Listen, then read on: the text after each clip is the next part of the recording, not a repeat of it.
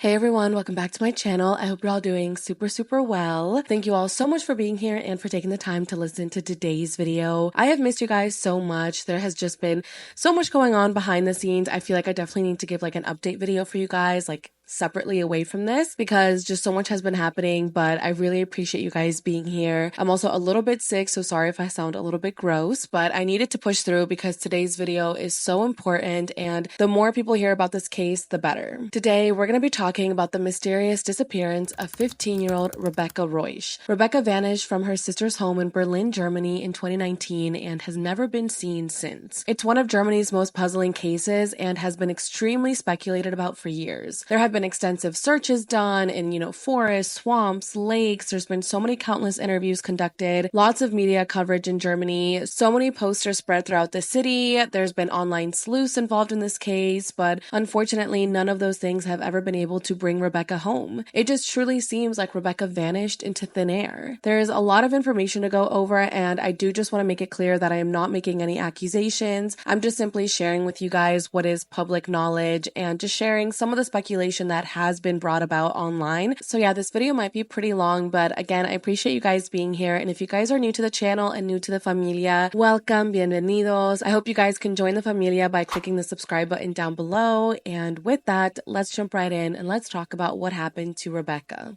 Rebecca Reusch was born on September 21st, 2003 to her parents Brigitte and Bernd in Berlin, Germany. She has two older sisters, 27-year-old Jessica and 23-year-old Vivian, who she was very close to. The three of them grew up together in a very close and loving family, and by the way they speak about each other, it seems like they genuinely loved each other. Like, they're not just saying it of like, oh, we were so close. Like no, they all spent so much time together. They enjoyed hanging out with each other, making plans, having sleepovers, having movie nights, and they were just a very close family. Her family, who actually called her Becky as a nickname, described her as being a very goofy and free-spirited teen. She would sing and dance randomly all around the house. She was always very cheerful, making jokes, and she just had an overall very happy and just normal upbringing. As Rebecca grew older, she spent a lot of her time on social media such as Snapchat, TikTok, and Instagram, which I feel like is kind of normal for teenagers, especially during this time when all of this happened in 2019. I feel like that is when TikTok started to really pop off. Everyone started downloading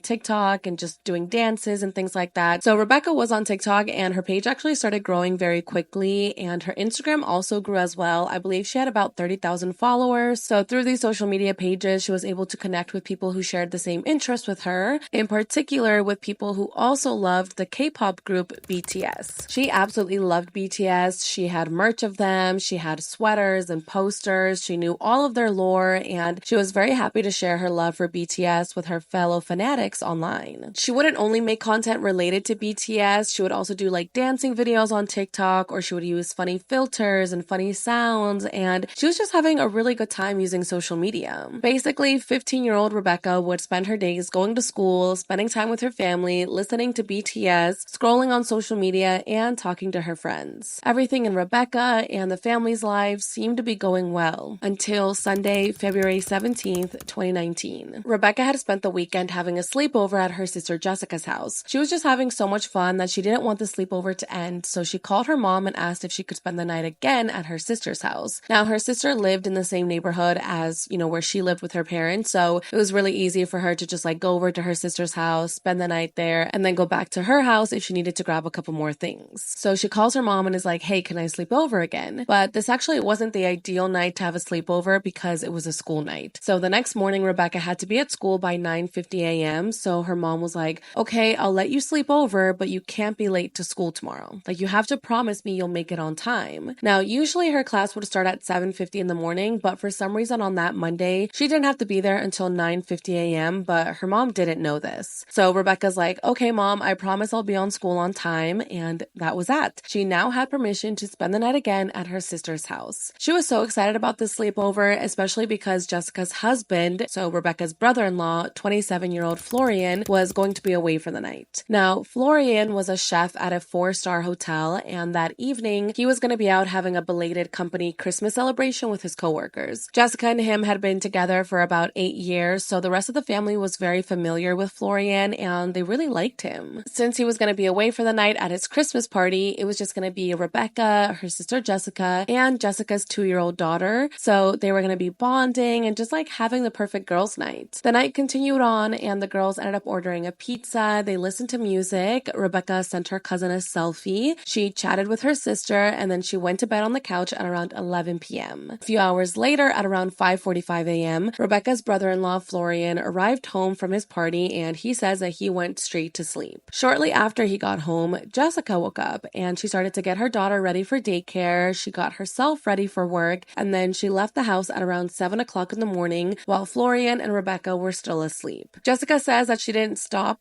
by the couch to see if Rebecca was still there. She just assumed that her sister was still there because, where else would she be at 7 o'clock in the morning? 15 minutes after Jessica left the home, their mom, Brigitte, called Rebecca to make sure that she was awake and getting ready for school because, again, she was still under the impression that school began at 7:50 because Rebecca didn't tell her that school started later that day. So she calls Rebecca, but she receives no response. Now, she's thinking that this is weird because Rebecca was always very good at answering her family's calls and messages. On top of that, she should have been up right now getting ready for school. So it was just a little bit weird that Rebecca wasn't answering the phone. Now, apart from wanting to make sure that her daughter was getting ready to leave, Brigitte also just wanted to check in on how she was feeling since the day before, Rebecca's father dropped off some things to her at Jessica's house. Now, these items consisted of lunch money for the school day, her school supplies, and eardrops because Rebecca was actually having some type of ear infection at the time. So Brigitte wanted to check if she actually was going to school that day because of her ear infection and just also wanted to check on how her daughter was feeling. Now, since Jessica was already at work at this time, Brigitte called Florian to see if he could check up on Rebecca, but she said, quote, "He just hung up. Then I thought I'd drive off," end quote. Now, at this point, she was thinking that Rebecca overslept, so she was just going to go over to Jessica's house, wake up her daughter, and just make sure that everything was okay. She grabbed her purse, she grabbed a jacket, and before heading out, she called Jessica to catch her up on the situation. And then this is when Brigitte learned that Rebecca was having a late start day at school. This still didn't really calm Brigitte down.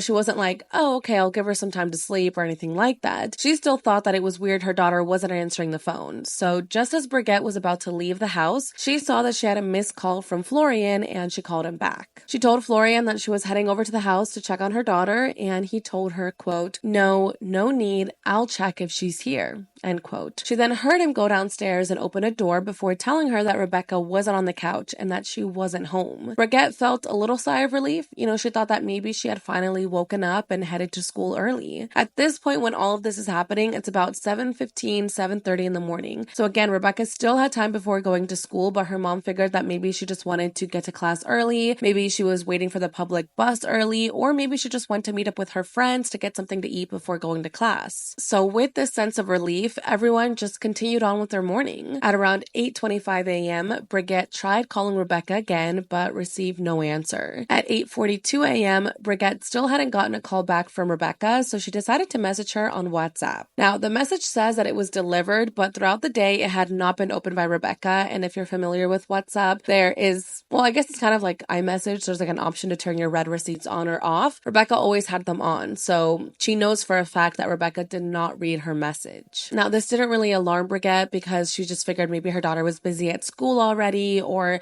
just was with her friends and just couldn't check her phone at that moment. Later that morning, Jessica called her mom to ask her when Rebecca would go over to pick up her sleeping things and her laptop, which she left behind. Brigitte was like, Rebecca isn't here. And this is when they really began to worry. Rebecca hadn't contacted Jessica to go pick up her sleeping clothes or her laptop. And again, no one had been able to reach Rebecca all day long. Brigitte decided to call Rebecca's school to check in on her. And that's when she learned that her daughter never made it to class that day. This is when Rebecca's parents started to worry even more. And this is when they truly believed that something was wrong. They decided to drive past the school to see if they could maybe see her just hanging out outside. Maybe she decided to cut class. They also searched the nearby shopping mall, but they just found no trace of her. They called all of her friends, but no one knew anything. From there, they went to the police and they tried to report Rebecca as missing, but the police actually didn't officially file her as missing until Thursday, February 21st of 2019. Now, based on what I was reading, it's very common for German authorities authorities to kind of keep the reports close to their chest. They don't really like to make things very public or just be very out there with details in regards to cases. So I'm not really sure why it took police so many days to officially file Rebecca as missing. Maybe they just were trying to figure out if she was a runaway or if she was just like skipping class or like ran off with a boyfriend. I'm not really sure, but the fact that the family reported her as missing on Monday, but it wasn't officially filed till Thursday is crazy. This did make the family feel very frustrated. You know, they felt like authorities were not going to take Rebecca's disappearance seriously. So they decided to go to social media and begin spreading awareness themselves. Rebecca's sister, Vivian, organized a search with her friends and acquaintances and anyone from the community who was willing to help. Parks and the residential areas were searched, but unfortunately they found no clues. So this next moment is a little bit like wishy-washy. There's a lot of differing statements as to how this moment happened, so stay with me. Now, police had to make the official missing persons poster, and according to Rebecca's family, they gave police a couple of photos of where her face was visibly clear, but she had actually just cut her hair short before her disappearance. It was like a little bit above her shoulders,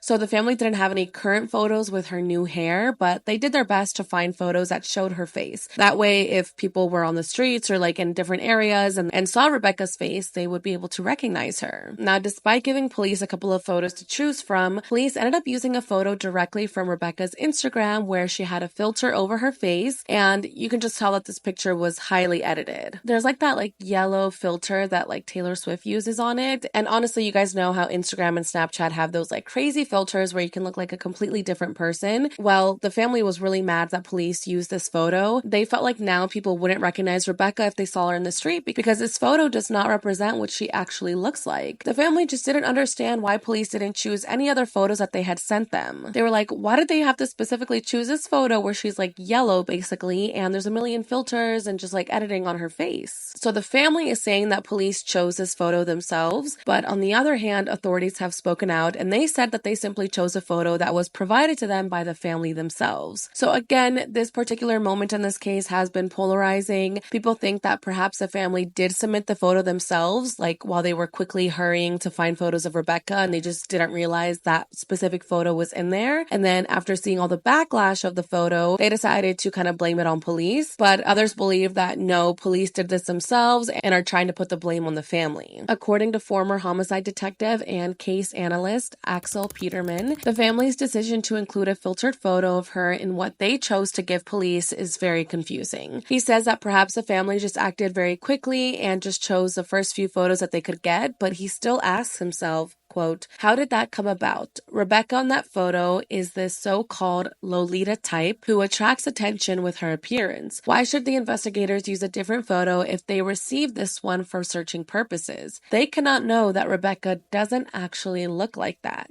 End quote. Now, when he says Lolita, he's referring to the 1955 book about an older man who becomes sexually infatuated with a young girl. The book was later turned into a movie, and I feel like most people are familiar with like the story in the movie. So by him saying that this photo that police put out of Rebecca looked like a Lolita type photo, I think he means that it was like a very sexual photo of Rebecca, which I honestly don't see because it's not like she's wearing anything revealing. Like, yes, there's this filter on her, and yes, she has like makeup on, but I don't think that she was like posing sexually or doing anything to sexualize herself, so I don't know why he would say that. On the other hand, missing person expert Peter Jamin believes that it's the police's bad judgment to blame. He thinks that it's absurd how the police thought that this was a good picture to choose from and how it's still basically the only picture used to represent Rebecca, and it's still used to spread awareness on her case, which again is not helpful because it doesn't actually represent how she looks like. He said, quote, how do you want to search for a missing person if you have the wrong photo? I think that's a blatant mistake by the police, end quote.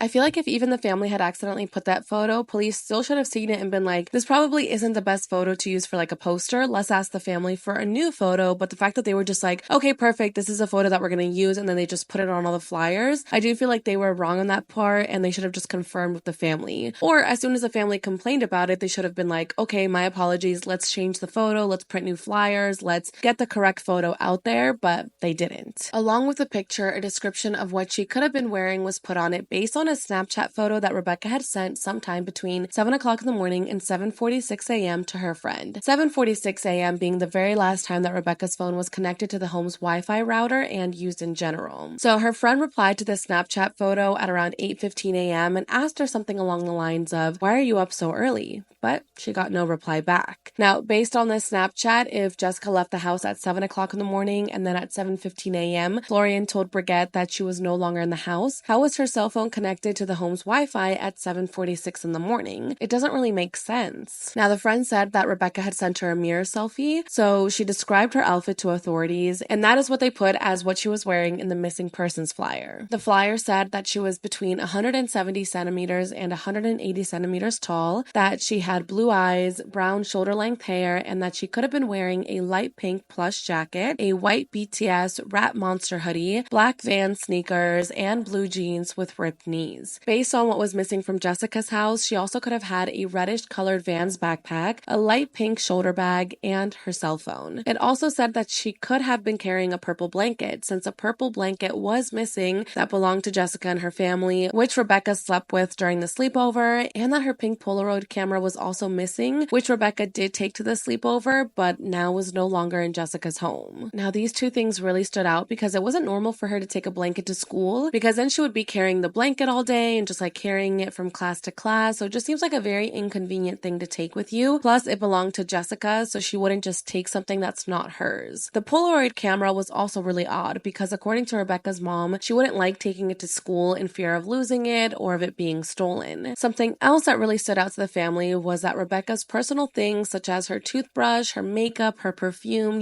things like that, were still at Jessica's house. So it didn't seem like this was like a runaway situation because she literally packed nothing of value. So police were now over the runaway theory. And then again, her family was just like, that would not be possible. Rebecca would never run away from us. Like, she loves us, she loves her family, and she just wouldn't do something like this. So now with all of this information, flyers were being spread around and the family was doing their best to get the word out. A witness did come forward and they claimed to have seen Rebecca at a bus stop in front of a bakery. She said, quote, "I had seen Rebecca several times before and it was clear to me that it was 100% her," end quote. However, neither the bus stop or the bakery showed Rebecca on cameras, so we don't really know how accurate that tip is. There was also another witness who claimed to have seen her walking around in the neighborhood. She said that Rebecca was walking with a purple blanket with her and that it looked like she was going to use it for a picnic or to lay on the ground, and that's why it had caught her attention because it was raining that day. So the lady was like, "Oh, this is like a really weird time for this girl to be having a picnic because it's raining, so why is she going to sit on the grass?" Now, she says that she saw Rebecca at around 11:30 in the morning. However, weather reports from that day say that it was not raining, that it was actually very dry all day. So again, we don't really know how reliable her statement is. Eyewitnesses are often not taken too seriously because people do make mistakes, and also sometimes people do just like kind of make things up to feel involved in the case. Now, a couple of scent dogs did lead investigators to the bus stop, but they stopped there. By February 23rd, the case was being considered a homicide since investigators came to the conclusion that a crime could not be ruled out, and the case was then handed over to the homicide squad of the Berlin State's Criminal Police Office. Searches were being conducted in different areas such as forests, dumpsters, fields by her school. They checked the surrounding areas of her school. I mean, even friends and family members joined in. There was also helicopters looking everywhere, but nothing came of these searches. Now, the last person to see Rebecca was Florian, and they were the only two people in the house at the time that Rebecca seemingly disappeared. So investigators began to shift their focus onto Florian. Now, the family was in disbelief that police were considering him to be a suspect, and they believed that he had absolutely nothing to do with Rebecca's disappearance. However, police felt like he was involved, so they actually arrested him on February 28th. When questioned, he said that when he got back home from the party, he went straight to sleep, that he didn't stumble around the house, that he didn't see Rebecca, that he didn't talk to her, nothing. He went straight to bed, and then when he woke up the next morning, he again didn't see Rebecca and had also not left the house the day Rebecca disappeared. Again, what I mentioned earlier is that her phone was last active on the home's Wi-Fi at 7:46 a.m., but Florian had told Brigitte that Rebecca wasn't home at around 7:15 a.m., so he's like, "I don't understand how her phone was connected to my Wi-Fi when I literally searched the home and didn't see her." To the police, his statements just were not adding up, and again, he was the last person to have been with Rebecca, so they just decided to dig a little bit further. Forensic scientists searched Jessica and Florian's home with the help of canines, but nothing was found. So since there was no concrete evidence showing that Florian was involved with Rebecca's disappearance, he was released on March 1st. But just 2 days later, on March 3rd, the public prosecutor's office appealed Florian's release, and a judge issued an arrest warrant against Florian, quote, in view of the joint investigations by the public prosecutor's office and the Berlin's police on suspicion of manslaughter.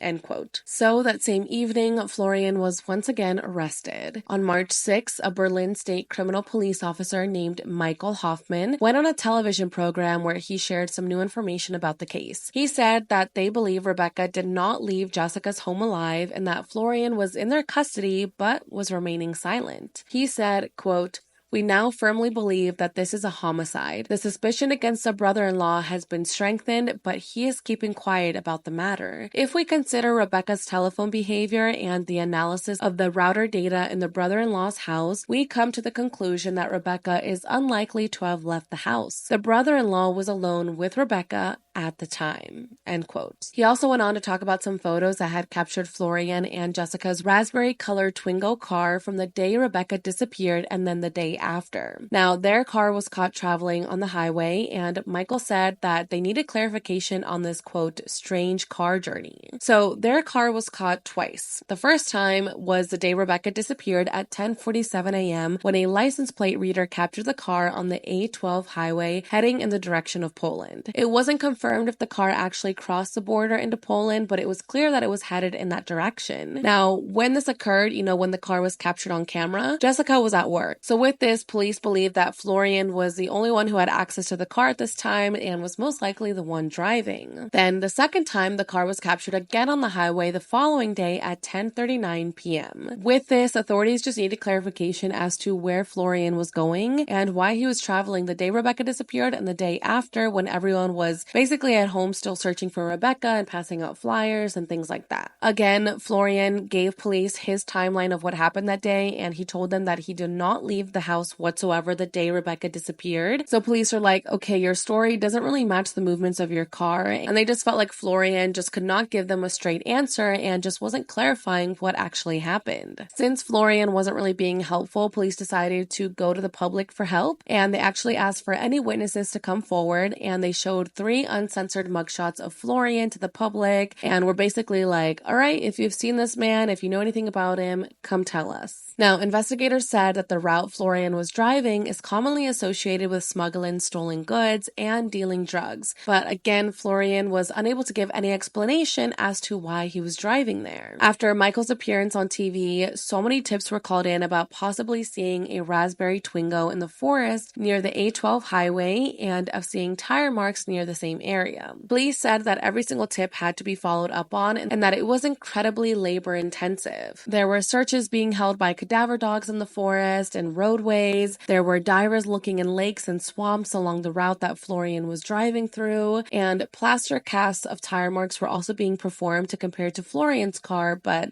again, nothing came from this. Of course, Florian isn't the only person in Berlin or in Germany to have a raspberry-colored Twingo car, and the witnesses didn't see his license plate, so their tips couldn't really be used as concrete evidence because they could have just seen someone else's car. Now, when all of this was happening, Florian's lawyers were very upset that his photos were being shared because it could lead to a premature conviction, so they actually asked police to take the photos down. After the news about the strange car trips was in every news outlet, Rebecca's dad, Bernd, did an interview, and what he said about these unexplained drives made the public raise an eyebrow. He said, quote, "The whole thing is connected to something else, which I am not allowed to say. It has nothing to do with Rebecca at all." End quote. He also addressed Florian directly since he knew that he had access to a TV in his jail cell and said, "Florian, just talk. Clear it up so that the whole search goes in the other direction, in the right direction. We have to find Becky." Now, no one knew what to make of that statement. They were like, what the heck is going on?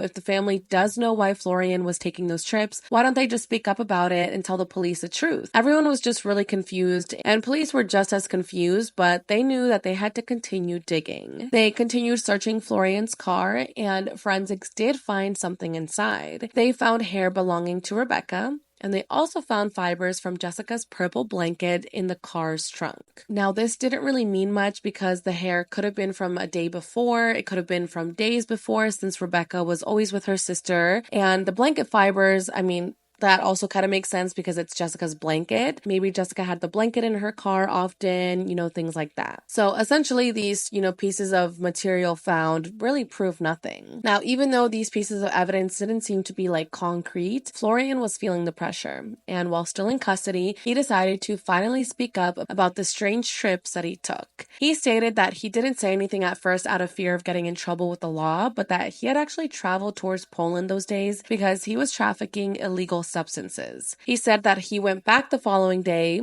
as police know, since his car was seen at 10:39 p.m. because he, quote, forgot his wedding ring and had to go back to get it. Now, to investigators and honestly to the public, this didn't really make sense because if you were doing a drug deal, like why would you take off your wedding ring? Why would you go back to look for it? Like why did you specifically need your wedding ring at that moment? People just didn't really understand why he so urgently needed the wedding ring. People were also wondering if maybe he took it off not because he was going to go do a drug deal, but because he was doing something with his hands. Something like maybe hiding a body. There were just so many unanswered questions about this car journey and about the ring, but there really was no evidence to back any of these suspicions. Authorities said that Florian was already in the system because in 2014, he was fined for illegally trading polished firecrackers, so it didn't surprise them that Florian was still trafficking illegal substances. Now, Rebecca's family remained by Florian's side, and they had faith in him. They were convinced that he was innocent, that Rebecca's own brother-in-law and Jessica's husband and father to her child would never be capable of doing anything to hurt the family or to hurt Rebecca. They had absolutely zero doubt that he was innocent, and Rebecca's sister Vivian actually went to Instagram and said, quote, please stop this witch hunt against my brother-in-law. My brother-in-law is a kind-hearted person. He suffers with us and sees how my sister and I suffer. I would put my hand in the fire for him, end quote. The family also felt like because police and the public were focusing so much on Florian that they weren't focusing on other possible leads in the case because they just had tunnel vision and were just like, no, that's not possible, like Florian is the answer to this case. Which of course to them was frustrating because they were like, okay, we don't believe he did it, why don't you go look for the real person that did this? On March 13th, 2019, Florian's lawyers filed an appeal against his detention, so investigators needed to hurry and find incriminating evidence against him to keep him in custody. In the meantime, Brigitte did an interview where she shared her suspicions about an online friend that Rebecca had. She said that Rebecca told her about this friend in January and that his name was either Max or Maxime. Rebecca told her that she wanted to meet him in person, but Brigitte made it clear to her that under no circumstances was she allowed to meet him alone, and that if she were to meet him, she would have to take someone with her. So now, looking back at this, Brigitte suspects that maybe Rebecca did plan to secretly meet with this person, and that's why she took Rebecca's purple blanket, because she wanted to sit on it at the park with him. So the mom was really leaning towards the idea that Rebecca disobeyed her and met this person online behind her back, and that this person wasn't who they said they were. They weren't another teenage boy, another just teenager, that they were actually a predator who lured Rebecca and that she was now being held hostage somewhere. Brigitte truly believed that her daughter was still alive, but again, authorities just did not believe that Rebecca was alive. They truly felt like she did not leave Jessica's house alive. However, they did look into it just in case, and it turns out that Max actually was a teenage boy around the same age as Rebecca, who lived 800 kilometers away from Berlin with his parents. He and Rebecca did speak about meeting in person, but then Rebecca ended up telling him that she didn't feel comfortable meeting him after she consulted it with a friend. Max ended up speaking with two journalists from the podcast In the Dark, the Rebecca Reusch case, which I'm going to be referring to a lot throughout the video because they have a lot of helpful information about the case. I will have the video linked down below if you guys want to go check it out later because the podcast was really good. Max told them that shortly after Rebecca disappeared, he was walking home from school with a friend when he saw his name in the news in relation to Rebecca's disappearance. He said that he didn't want to tell his friend about this because he just kind of like panicked and was like,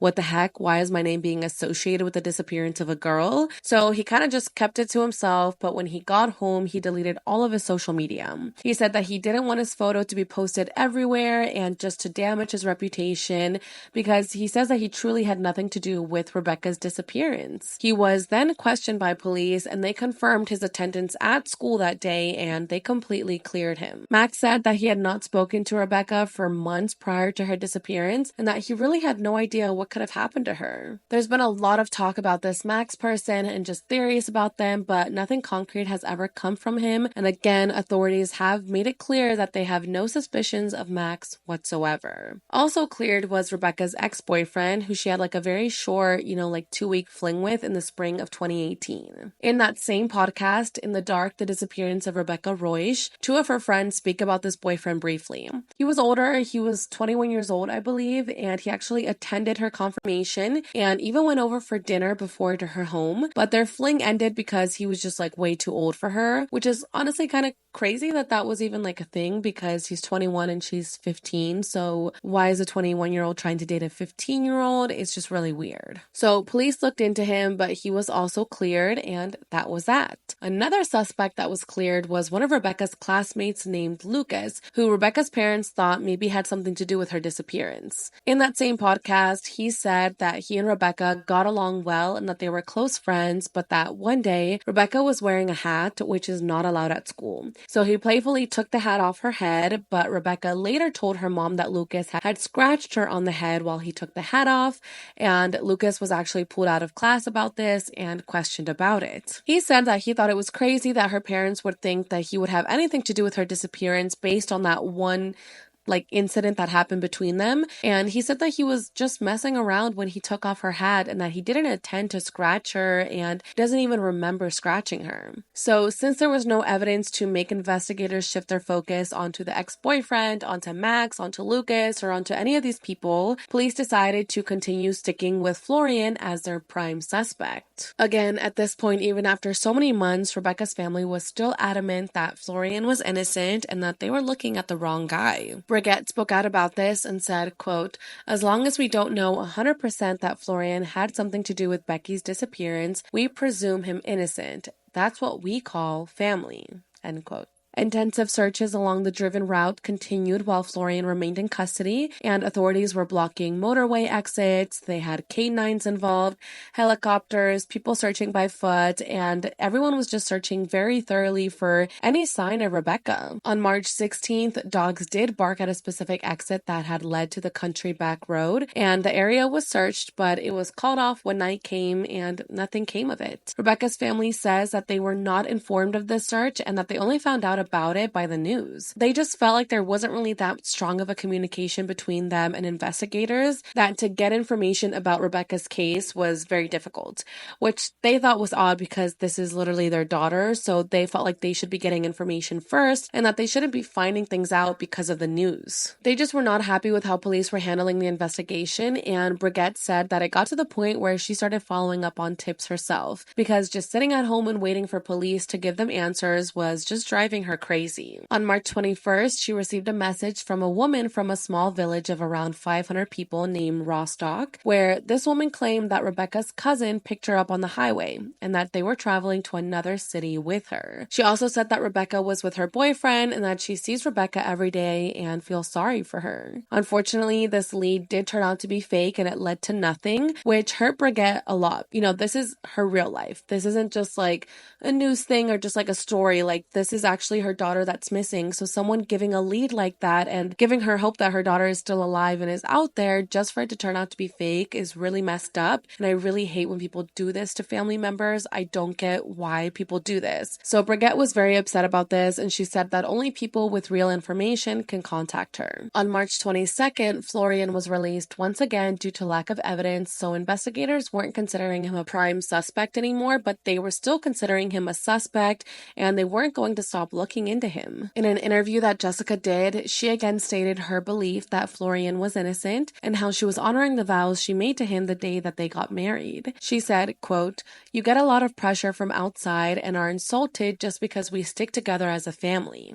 end quote. She also expressed how it wasn't fair how investigators have been so quick to say that Rebecca was killed. She said, quote, "To say straight away that we have to find the body does something to you. It tears you apart, even though you still have hope." Jessica doesn't really want to do interviews about this. Like, she hasn't done that many interviews because, again, a lot of people have judged the family and just really analyzed everything that they do. In fact, when Jessica did do interviews, people pointed out that her face and her mannerisms during the interviews were very hostile, that she was acting a little bit weird. But Jessica defends herself and says that the reason she looks like that is because, first of all, she's not used to being on camera. She's not used to doing interviews, and she didn't really want to be on camera. And it just is an uncomfortable situation to sit there and have to defend your husband and also talk about your missing sister. In one interview where she's explaining what she and Rebecca did the night before she disappeared, she said that the two of them ate a pizza with a cheesy crust. And when she's saying this, her and Brigitte kind of like smiled and chuckled at each other. Now, this moment did make the public very upset, and it kind of made them question their behavior because they were like, oh, usually people that are talking about, their missing loved one, they're crying or they're showing like a lot of stress or a lot of sadness in these interviews, but they're over here laughing about like a cheesy pizza crust. So a lot of people just felt like they were being very heartless and just acting very suspicious about the whole thing. Well, Brigitte later on explained during an interview with YouTuber Julian Jarrow that the only reason that they smiled and chuckled during that time is because Rebecca absolutely loved cheesy pizza, especially with a cheesy crust, and would beg to eat it all the time. She even had made a school art project that had a very cheesy pizza in the background of her painting, and well, they were just like simply laughing at the memory of Rebecca loving pizza. That was it. There wasn't anything suspicious about it. There wasn't any malicious intent behind them laughing. They were just laughing at the fact that Rebecca loved cheesy pizza. Brigitte said that it's just very frustrating how she had to keep defending herself and like defending her family. The fact that she even had to do an interview explaining why she was laughing about cheesy pizza when thinking about her daughter was insane, because she's like, I'm over here, very sad and just worried about my daughter's safety and about what is going on with my daughter. And instead of focusing on that, people are just trying to villainize me and villainize my family and make these rude and terrible accusations toward us. So she was just very frustrated at the fact that everyone was just overanalyzing the family and just kind of like watching their every movement. The family said that they were sticking together and just not letting the hatred, the hostility, and even the threats that they were receiving get to them. They also felt like police just weren't doing a good enough job of spreading the word. So they felt like they had to go to the media themselves to spread awareness on Rebecca's story, and this did make the authorities quite mad. They were frustrated at the fact that the family was speaking to the media and that they were also releasing information to the media that could possibly jeopardize the investigation. By April, police had gotten over 2,300 tips and they were looking into every single one, but again, nothing helpful was found. To them, it surely did seem like Rebecca just vanished into thin air. The prosecutor's office spokesperson, Martin Steltner, said that although they had no concrete evidence yet, the case was nowhere near going cold. That same month, the family did receive a tip from a man claiming to have seen Rebecca in a shopping center in Poland. The man saw Rebecca with another man who was kind of like in his 30s, and he said that it appeared that they were like a couple. He wasn't really sure of what he saw, like he didn't know if this was actually Rebecca, so he went home to confirm that this was Rebecca before calling in the tip.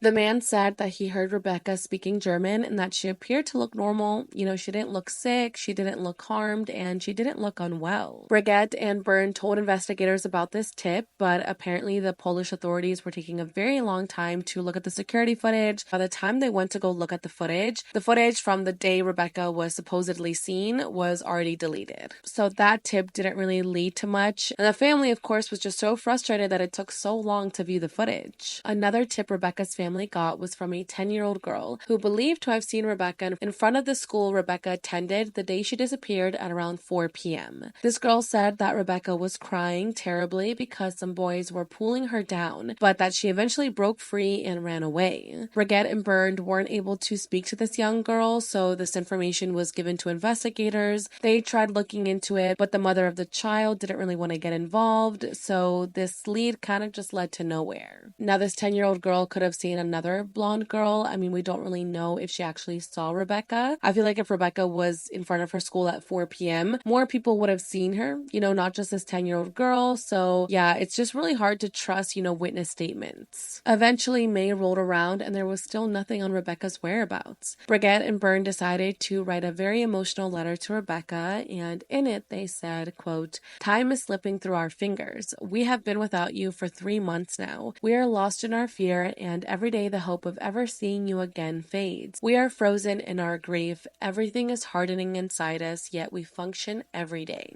End quote. Mother's Day was also quickly approaching, and Brigette would have to spend it without Rebecca. Jessica and Vivian gave Brigette a necklace that says, "We are family," and has all 3 of their names on it to remind their mom that their family will stay strong and united through all of this. Now, that same month in May, a woman named Anne went to police claiming that she discovered a purple blanket, just like the one police shared photos of while walking in the forest, and she actually took a photo of it. Now, this forest was around 600 kilometers from Berlin, and when she saw the blanket, she called her father, who was actually a former homicide unit member. He said that while he was jogging at the end of March in that forest, he also saw the purple blanket. Well, it was now May and the blanket was still there, so he was like, let's tell authorities about this blanket, and he also said that next to the blanket was a bag and a sweater. So they tell police all of this information, and police are like, great, we'll look into it. Well, 6 months passed and police just didn't look into it. Anne went back to the forest and saw that the purple blanket was still lying in that very same spot. She just could not believe it. She was like, what is going on? Why didn't police come look at the blanket? Like, I don't understand why they didn't take my tip seriously. So she reached out to Rebecca's family to see if they would want the blanket mailed to them in person, but she never got a response back. Now, this super important clue was just lying there in the forest, and it was the police's job to go get it and further investigate, so why didn't they? There hasn't been any comment from the Berlin prosecutor's office about why they didn't look into this, but I hope that one day we do find out why police just never looked into this tip. So there were no other updates in this case until November 20th. New forensic testing determined that the hair found in Florian and Jessica's car didn't actually belong to Rebecca. Now, there really wasn't much elaboration on this. I wasn't able to find clarification of how that's possible, since they supposedly did tests at the beginning when they first found them and confirmed that it was Rebecca's. That information was just really shocking to everyone. Now, the holidays came around and there was still no clue of Rebecca's whereabouts. It was nearly a year since she went missing, and Brigette was still full of grief while still grasping at hope. She said that every single morning she greets her daughter's missing poster with "Good morning, doll," or "Good morning, my darling," and says that the house is just so quiet without her. She said that her once hectic mornings to get Rebecca to school on time were now just so silent, and she just missed Rebecca so much. She could hardly sleep and said that people were insulting her and insulting her family, accusing her family of murdering Rebecca and covering it up, and just all of that added to the stress and fear, and it was just all too much. She was just shocked at how far some people would go to criticize people that they don't even know. All they wanted was their daughter back. That was it. Rebecca's family didn't want to celebrate the holidays or even put up a Christmas tree or put up any type of Christmas decor. They just wanted to get the call that Rebecca was found. So there wasn't another update until February of 2020. This is when investigators were able to restore a backup of Rebecca's cell phone. There, they found photos and TikToks of Rebecca that were made just 2 days before she vanished. This information was given to the investigators to be looked at thoroughly. At the same time, Rebecca's mom began thinking about a new theory. She began to connect the dots as to why Rebecca would take her Polaroid camera to school, which, as I mentioned, was something that Rebecca would never do because she was scared that it would first get broken or that it would get stolen. So the mom was just like, why would Rebecca do this? Like, why would she take her camera? And also, why would she take the purple blanket? Well, Brigette thinks that she made plans to take fan photos for BTS that day with other fan members. She was wearing the BTS hoodie. She took a purple blanket, which is the color associated with BTS, and she also took her Polaroid. Now, the day that Rebecca disappeared also happened to be one of the BTS members' birthday. So Brigette thinks that maybe Rebecca was going to go meet up with some other fans to take photos for that member's birthday and maybe send it to that member or just like post them online. And since Rebecca was starting school late that morning, maybe she decided to meet up with everyone before class began. However, she was also wondering, why Rebecca would want to carry the camera in the blanket all day afterwards if she was going to take photos in the morning with these fans. So she didn't really know how viable this theory that she had in her mind was, but it was just something that really stuck out to her. You know, it could be a possibility, like what are the odds that she was wearing her BTS hoodie that day, that she had a purple blanket, and that it was one of the members' birthdays that day? Well, that didn't really lead to much, and unfortunately, there really wasn't much movement in her case. None of her belongings were found, no body was found, no clues, nothing. Although investigators had gained access to a backup of her phone, the physical phone was still missing, and investigators were still trying to locate it. Investigators wanted to determine if the phone was active in another country, and they were focusing their search for it in countries such as Russia, Belarus, and Ukraine. Prosecutor Martin Glake said, quote, "We want to leave no stone unturned and have submitted a request for legal assistance to the relevant authorities," end quote. In January of 2021, the podcast that I mentioned earlier had another guest on it. Now, this was a woman named Angie, who was an ex-girlfriend of Florian. She said that during the first few weeks of their relationship, everything was going well, but that months later, she saw another side to Florian, a violent side. She said that he locked her in his room one time because he didn't want her to go out shopping, that he hid her, shoved her onto his bed, left to go shopping by himself, and left her locked in the room until he returned. She says that he was overall a very violent guy and that he was very violent during their arguments. She also said that he tried tying her up against her will a few times during intimacy, and Angie would defend herself until Florian stopped or until she threatened to tell the police. Now, the first time that Florian showed this anger and this violent side, she was very confused because Florian was her first partner ever, and also intimacy was something new to her, so she just didn't understand why Florian was acting this way. Now, she didn't tell the authorities about this at the time that it happened, but when she found out that Rebecca was missing, she did go to the authorities and she told them everything about what she experienced with Florian, but she did add that she didn't think Florian was capable of doing anything to Rebecca. Another ex-partner who wishes to remain anonymous but goes by Mia on the podcast said Florian was very violent with her as well. She said their relationship was going well until Florian slapped her in the face for the first time. He would often beat her and that he even pushed her down the stairs. She said that no one believed her because no one thought Florian was capable of that. It wasn't until Mia was at a party with friends and Florian showed up where they began to play a game of truth or dare, and someone asked Florian, "Is it true you are violent?" And that Florian said yes, that he admitted that he could be violent. This is when others began to believe Mia and thought that Florian was a dangerous man. Now, when asked about this, Florian denied giving these comments and denied these accusations. So now let's fast forward to February of 2021. The prosecutor's office spokesperson, Martin Steltner, emphasized that the case was still not going cold. They said that they were still looking for Rebecca, that over the past 2 years, they have processed thousands of tips from the public, that they have followed up with everyone, and that they will continue to do so. They say that nothing has changed in terms of the suspicions, that it is a suspicion, nothing more and nothing less. They do feel like Rebecca just suddenly disappeared without a trace and without there being any indication that she might have voluntarily traveled, and that to them, they had the answer right in front of them, but without a body or any evidence, they were struggling to get a conviction. Rebecca's family lawyer criticized this statement and felt that the prosecutors were still only focusing in one direction despite not having any concrete evidence. He said, quote, "In concrete terms, there are no signs of a fight, no traces of blood, no other traces that indicate that there was a physical altercation either inside or outside the house. I personally have the feeling that the investigation is only one-sided and directed at the brother-in-law." End quote. After that, there really was no update in her case until April of 2023, which is just so sad that she went missing in 2019 and all these years passed without any movement in her case. In April of 2023, investigators searched Florian's home once again and they carried out acoustic measurements to determine if Rebecca's screams or any type of commotion could be heard from outside of the home. In the house, they noticed that a bathrobe was missing the belt, which really stuck out to them because they were actually searching the home for objects that could be used to carry out a strangulation, such as shoelaces, cables, after new data from Florian's phone was released. Florian claimed to have gone straight to bed when he got home at around 5:45 a.m. the day Rebecca disappeared,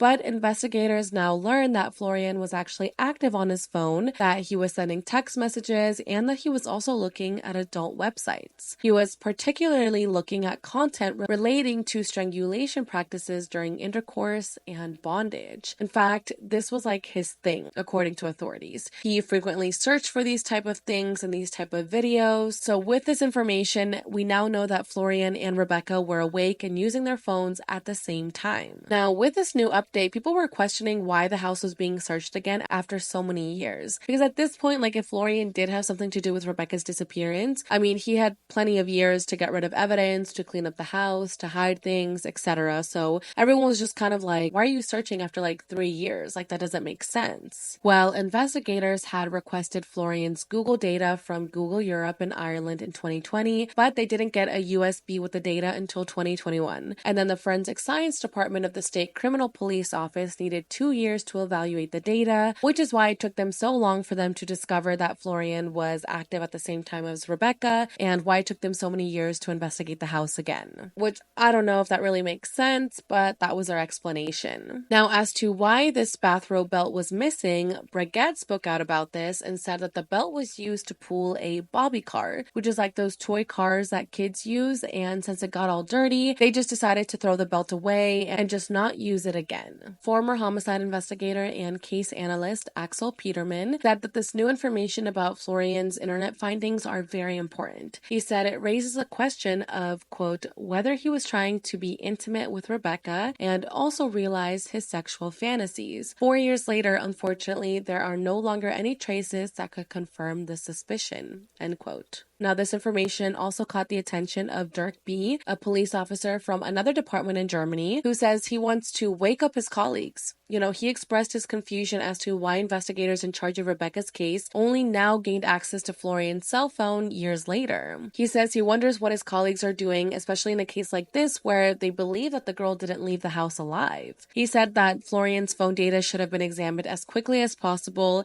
and that it's really irritating how it took years for them to look at his Google searches. Like, that is just crazy that it took them so many years. So Dirk was just very confused because in a previous case, his unit was able to get the complete Google data from their perpetrator within hours of making the call. So he thinks that perhaps the investigators were like old school and just like slow to adapt to new circumstances. You know, even worse, that they simply never followed up on the status of the data that they requested, and that's why it took them so many years to get it. Now, of course, just because someone is looking at adult websites and specifically at strangulation and like bondage and stuff like that, it doesn't automatically mean that they are actually going to strangle someone in real life. I mean, apparently it's like something known for a lot of people to enjoy, and some people like being choked during intimacy, and it's often shown in a lot of intimacy scenes in movies and TV. So, I mean, people were just like, just because he was looking it up doesn't mean he actually did it. However, other people were like, no, that's weird that he was looking it up, and what are the odds that like the night he looked it up, Rebecca disappeared. Now, all that information came in 2023, and that was basically it. Earlier this year in 2024, the media was reporting about 2 sheds that belonged or previously belonged to one of Florian's friends in the very same forest where witnesses believed to have seen Florian the day Rebecca disappeared. Now, these sheds were never searched, and the prosecutor's office says, quote, the findings relating to the property are still being examined in more detail. End quote. So with this, people are like, okay, did Florian visit the friend at one of these sheds? Was Rebecca's body in the shed? What has his friend said about this? Like, what is going on with these sheds, and why are they connected to the case? There's just still a lot of unanswered questions and just still so many things being looked at. Also released earlier this year was new video footage of Florian's Twingo driving through the neighborhood at 7:24 a.m. and then returning 46 minutes later at 8:10 a.m. as seen on a neighbor's camera. Now, the destination of where he went during this time remains unclear. I don't know why this video was barely released years later, but investigators said that this footage hasn't revealed any new information as to Rebecca's whereabouts, and again, it's still unclear who was actually behind the wheel. However, shortly after this new video was released, there was a correction on the timestamp. According to the prosecutor's office, it was actually 8:36 a.m. instead of 7:24 a.m. when he was driving away, and it was actually 9:22 a.m. instead of 8:10 a.m. when he was returning home. And that this timing error could have been because the clocks on the neighbor's camera had not been changed yet from winter to summer. So again, this is just something to think about in terms of Florian's timeline that day. But again, even with this new video, like nothing new came from this video as far as the public knows. There was someone who just 2 months ago did an interview with a YouTuber called Lavea. She said that she wished to remain anonymous because the authorities had told her if she published the video she had, she would be committing a criminal offense. So we're just going to refer to this witness as Lily. Lily had a video recording of a strange conversation that she had with Rebecca's sister, Jessica. Now, when Lily showed this video to authorities, they apparently told her if she ever published it, she would be in legal trouble as she did not get permission to record the conversation, so they asked her to delete the video. So, what does Lily say happened in this video? She said that her grandparents lived 2 doors down from Jessica and Florian, and that she was visiting them during their first few days of Rebecca's disappearance. She said her grandparents' doorbell rang, and that since the doorbell was a camera doorbell, inside the home right by the door was a little screen where you could see who was on the other side. Lily's grandma said that it was a woman with blonde hair on the other side and that they knew it was Jessica. I mean, after all, they were neighbors, so of course they knew that this was her. So at this time, the whole city knew about Rebecca's disappearance, and Lily's grandma said that she wanted to hear what she had to say. So Lily was like, okay, I'm gonna record the conversation, that way later you can hear what me and Jessica were talking about and you can get an update on the case. So she said she pushed record on her phone and she stuck it in her pocket, and then she went outside to speak with Jessica. So as Lily is speaking with Jessica, she gets kind of like a weird vibe from her. She says that Jessica kind of jokingly said something along the lines of, I don't usually go ringing people's doorbells, but my mom told me to ask if you have cameras that record the street. Now, Lily knew that her grandparents' doorbell didn't actually record, but she was getting a weird feeling from Jessica. So she says that she lied to her and said that yes, her grandparents' camera does record because she wanted to get more information from Jessica. She said that instead of Jessica saying, oh, did it capture Rebecca walking past or did it capture, Rebecca moving, Jessica instead asked her, did it capture a raspberry Twingo drive-by and could you see who was in it? How far can the camera see? In that moment, Lily just felt like Jessica was being very suspicious and she told her, oh, well, you and your mom can come by later to see the recordings. And that Jessica replied quickly and said, no, I think it's better, just show it to me first. Which again made Lily feel even more suspicious. Now, just to be clear, this is something that Lily said in an interview to a YouTuber. This has not been confirmed by authorities. It could be completely fake or it could be completely true. We don't really know, so just take it with a grain of salt, but I thought it was worth mentioning in case you guys come across that interview on YouTube and ask me why I didn't include it. Now again, if what Lily says is true, maybe one day the audio will be released, that way she can show proof that this is true. But yeah, I don't understand why police would just want to tell her to delete it. I feel like they would take that into evidence or something like that. I don't know. Unfortunately, as of today, that's where the case stands. Rebecca's family will not lose hope, and they say that they are behind Florian 100%. Brigitte says that he is like a son to her and her husband, and until there is any actual evidence against him, they will believe in his innocence along with Jessica and Vivian. So we will see what happens with that, or if there are any other clues that are released to the public in the future, and if there's ever any update with Florian. There are so many theories about what happened to Rebecca, and again, I just want to reiterate that none of them have ever been confirmed by concrete evidence as of today. You could honestly probably spend hours on the internet looking at different scenarios and different theories about what could have happened. Obviously, I can't go over all the theories because then this video would be hours long, because there are some really crazy theories out there and some very unlikely ones where you're just that does not seem like something that would actually happen. But I'm just going to mention a couple of the main theories that people have. One main theory being that Florian killed Rebecca in the home. People wonder if he was under the influence of alcohol, if maybe he was caught in the moment after watching those adult websites having to do with bondage and strangulation. Maybe he just couldn't control his urges and acted on them with Rebecca, who was just sleeping in the living room. People also wonder if maybe Rebecca tried to stop this from happening and that made Florian angry, so he killed her out of fear of being exposed. After killing her, he then drove to the forest to hide her body, which was wrapped in the purple blanket. Now, that's the main theory that people believe happened. Again, I'm just saying it's a theory. It's not been proven. I'm not accusing anyone of doing anything. I'm just repeating what I've read online. Another theory is that maybe Rebecca discovered that Florian was, crossing these illegal substances across Poland and was trafficking these things, and that she discovered it. And because Florian didn't want her to go to the police or kind of make it known that he was doing this, he decided decided to kill her because of that. There are some people that think that Florian had nothing to do with this, that Rebecca did just willingly run away into the woods to take her own life. Now, the reason that this theory comes into play is because of some text messages that Rebecca had sent to her friends in a WhatsApp group. In the same podcast that I mentioned earlier, In the Dark, The Disappearance of Rebecca Reusch, two of her friends said that Rebecca would send things such as, "Everything is too much, nothing I want works out, I have no energy for anything, I come home and lie in my bed and do nothing at all. Then I go to sleep." She would also tell her friends that she had no hobbies, that she just felt empty, and that she didn't like the cycle of life. So her friends said that she wasn't depressed, but sometimes had a lot of self-doubt. Now again, this is just a theory and speculation, and it's not really believed by her family because they always saw Rebecca as being very happy and cheerful. And yes, maybe that's only what Rebecca wanted to show them, but even authorities also feel like this theory is not possible and that she didn't run away and that she truly just did not leave the house alive. Now, her family did say that she was having some trouble at school with some bullies, according to her parents, and Burns said that they were very close to changing schools before she disappeared. Another theory could be that Florian wasn't involved in this, that she didn't willingly run away, but that she was possibly kidnapped on her way to school. You know, maybe she did leave school early that morning. Maybe she was going to go meet with BTS people to take photos for the member's birthday, and then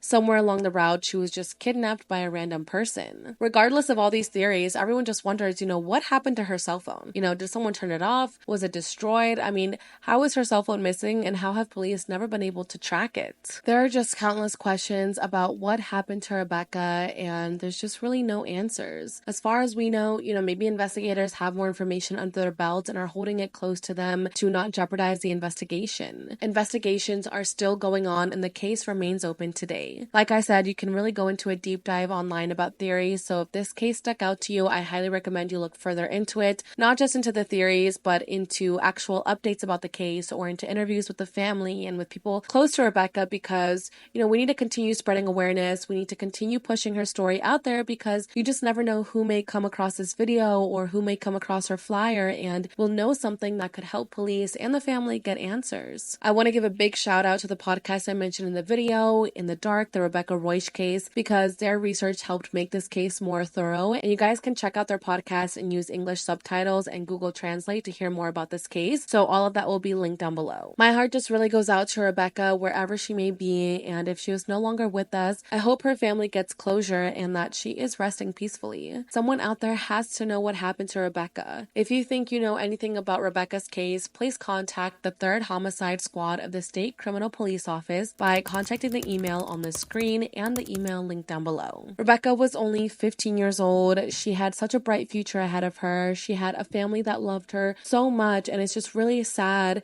that this happened and that there's no answers. That years are going by without much movement in the case, and that the family is still holding on to hope that she's alive, but that every day that hope just continues to fade because there really is no answers as to what happened to her. Thank you guys so much for being here and for taking the time to listen to Rebecca's case. I truly appreciate you guys so much, and I would definitely love to know what you guys think about this down below. If there are also any other cases that you would like me to cover in the future, make sure to leave me a comment or submit it in my case suggestion form that's linked down below. I love you guys so much, and I will see you all in the next video. Bye guys!